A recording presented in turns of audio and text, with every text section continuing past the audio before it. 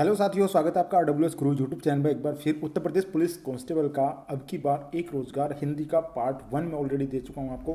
Part second है। आज part second में देखेंगे जो क्वेश्चन आपके झील वाटर में पूछे गए हैं वही क्वेश्चन मैं आपके लिए लेकर आया हूं। टॉप 10 क्वेश्चन है जो मोस्ट इंपॉर्टेंट है, बहुत ही ज़्यादा आपको हेल्प मिलेगी यदि आप उत्तर प्रदेश पुलिस कांस्टेबल की तैयारी कर रहे हैं। पिछले पेपर में जो भी प्रश्न पूछे गए मैं वही प्रश्न बच्चों आपके लिए लेकर आता हूँ, और उनमें क्या क्या ऐड हो सकता है वो भी आपके लिए लेकर आता हूँ ताकि आपको और भी ज़्यादा क्वेश्चन याद रहें। तो चलिए गाइस, ज़्यादा समय न लेते हुए शुरू करते हैं आज की हम अपनी वीडियो। देखिए बच्चों, पहला क्वेश्चन है हमारा, निम्नलिखित व्यंजनों में नासिक के व्यंजन कौन से होते हैं। देखिए नासिक व्यंजन व्यंजन कौन से होते हैं। जो नासिक के व्यंजन होते हैं वो नाक से बोले जाते हैं बच्चों, नाक से।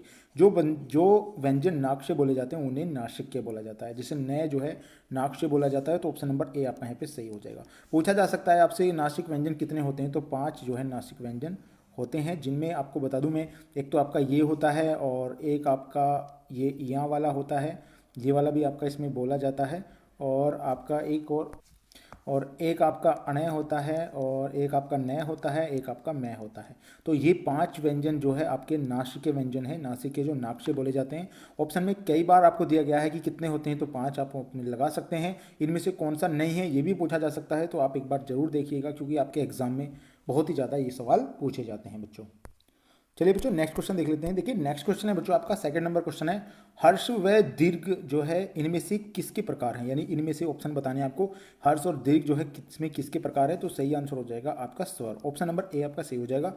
जो हर्ष और दीर्घ है दोनों ही स्वर जो है स्वर के एक पार्ट हैं या प्रकार मान सकते हो। हर्षों की संख्या जो आपको मैंने बताई थी, हर्ष जो है होते हैं वो कितने होते हैं बच्चों, 4 होते हैं। और जो दीर्घ होते हैं, दीर्घ दीर्घ जो आपके पता कितने होते हैं, दीर्घ बच्चों आपके 7 होते हैं। आपको बता दूं हर्ष का मतलब ये होता है जिनमें बोलने में बहुत कम समय लगे। दीर्घ होते हैं जिन्हें हर्ष स्वर से ज़्यादा यानी दोगुना समय लगे, उन्हें हर्ष स्वर कहा जाता है। तो ये भी एग्जाम में पूछा जा सकता है कितने कितने होते हैं, तो आपको ये याद रख लेने हैं बच्चों। चलिए बच्चों नेक्स्ट क्वेश्चन देख लेते हैं। देखिए नेक्स्ट क्वेश्चन है, इनमें से कौन सा ऊष्म व्यंजन है। तो इनमें से कौन सा ऐसा है जो ऊष्म व्यंजन है।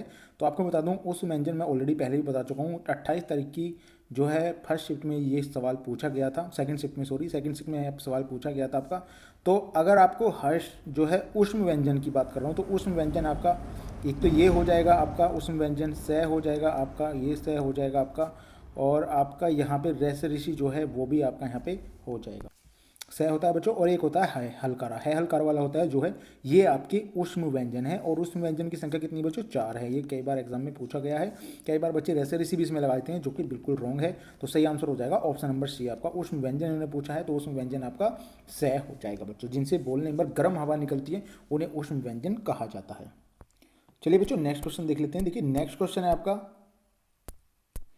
चौथा नंबर क्वेश्चन है हमारा, निम्नलिखित प्रश्न में से 4 विकल्पों में से उस सही विकल्प का चयन करना है आपको। जो वर्ण स्वर की सहायता से बोले जाएं उन्हें क्या कहा जाता है। मैंने आपको एक परिभाषा बताई थी कि जो स्वरों की सहायता से बोले जाएं उन्हें क्या बोला जाता है, व्यंजन।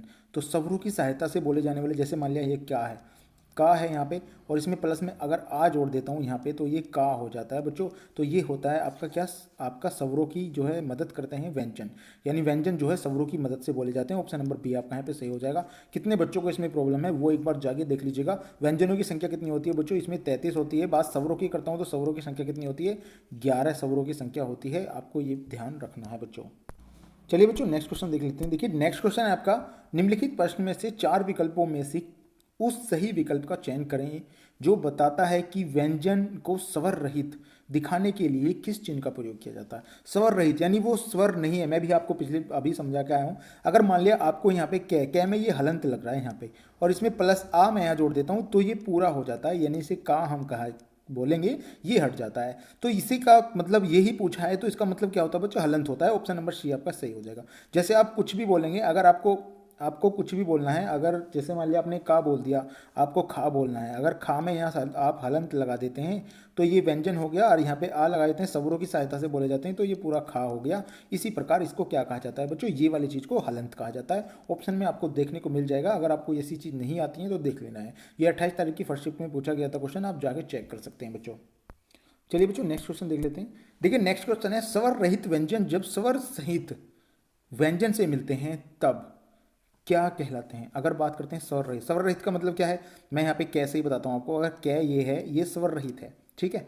और व्यंजन, स्वर रहित व्यंजन जब स्वर सहित व्यंजन से मिलते हैं। स्वर रहित व्यंजन यानी स्वर सहित व्यंजन का मतलब आप यहाँ पे लगा सकते हैं, अगर मैं यहाँ पे स कर दूँ तो ये आपका श्रेय हो जाएगा। तो यहाँ पे जो चीज़ मिलती है उसे क्या संयुक्त, यानी जो दो से मिलके बन जाए तो आपका संयुक्त अक्षर हो जाते हैं। ऑप्शन नंबर ए आपका यहाँ पे बिल्कुल सही हो जाएगा बच्चों।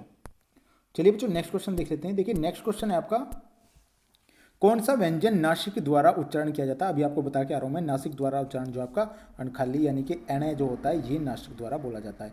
आपको मैंने बताया था कि इतने होते हैं, ये इनकी संख्या कितनी होती है ये भी मैंने आपको बताया के आया हूँ, तो एक बार देख लेना जानने के बाद उसको। चलिए नेक्स्ट क्वेश्चन देख लेते हैं। देखिए नेक्स्ट क्वेश्चन है बच्चों, निम्नलिखित प्रश्न में से 4 विकल्पों में से उस विकल्प को चुनिए जो सही पूर्ण रूप को जो है पूर्ण रूपेणा को वर्ण विच्छेद कीजिए, यानी कि इसका कृपण, यानी कि यहाँ पे है कृपण, कृपण का विच्छेद किना है। कृपण में बहुत ही सिंपल है बच्चों, आपको ये देखना है। देखिए यहाँ कै में रै जुड़ा हुआ है, तो कै अगर मैं यहाँ पे करता हूँ कै हो जाएगा आधा कै, और इसमें जो है रै इसमें ऐसे चढ़ा हुआ है तो यहाँ पे रै से ऋषि को जो है आप निकाल सकते हैं। ठीक है, पा की बात करता हूँ तो मैं यहाँ पे आपको क्या करना है, पा यहाँ पे हलंत वाला लग जाएगा और इसमें आ जुड़ा हुआ है। मैंने भी आपको बता के आया हूँ कि इसमें जो है व्यंजन जो है स्वरों की सहायता से बनते हैं। बात करते हैं अणय में, तो आप क्या करना है, इसमें प्लस कर से अणय, अणय में आपको क्या लगा देना, यहाँ पे हलंत लगा देना और उस प्लस इसमें आ आपका जुड़ जाएगा। अब ये वाला किस ऑप्शन में आप एक बार देख लीजिएगा यहाँ पे, तो सही आंसर ऑप्शन नंबर डी आपका हो जाएगा, क्योंकि हलंत भी लगा हुआ है। बहुत ही अच्छे तरीके से आप ऐसे सवालों को कर पाएंगे बच्चों। चलिए बच्चों नेक्स्ट क्वेश्चन की तरफ चलते हैं। देखिए नेक्स्ट क्वेश्चन है हमारा, निम्न 4 विकल्पों में से शुद्ध वर्तनी, यानी शुद्ध वर्तनी आपको बतानी है, शुद्ध वर्तनी भी पूछी जाएगी। तो सिंपल आपको यहाँ पे देखना, कृष्ण ये नहीं हो सकता आपका, ये कृष्ण ऑप्शन नंबर ए बिल्कुल सही हो जाएगा, क्योंकि इसमें जो है अभी मैं आपको बता के आया हूँ, इसमें अगर रे चढ़ा है तो इसमें क्या है, रे से ऋषि है बच्चों। और अगर कृष्ण की बात करता हूँ प्लस यहाँ पे आधा हलंत यहाँ पे लगा दीजिएगा, और प्लस अणय की बात करता हूँ तो यहाँ पे जो है आप छोड़ दीजिएगा यहाँ पे, तो सही आंसर कृष्ण जो है कृष्ण हो जाएगा। बहुत ही इंपॉर्टेंट है ये सवाल, और बाकी इन सब में ये पूर्ण से नहीं हो पा रहा है, क्योंकि यहाँ पे रे और यहाँ पे से उसमें व्यंजन आ रहा है।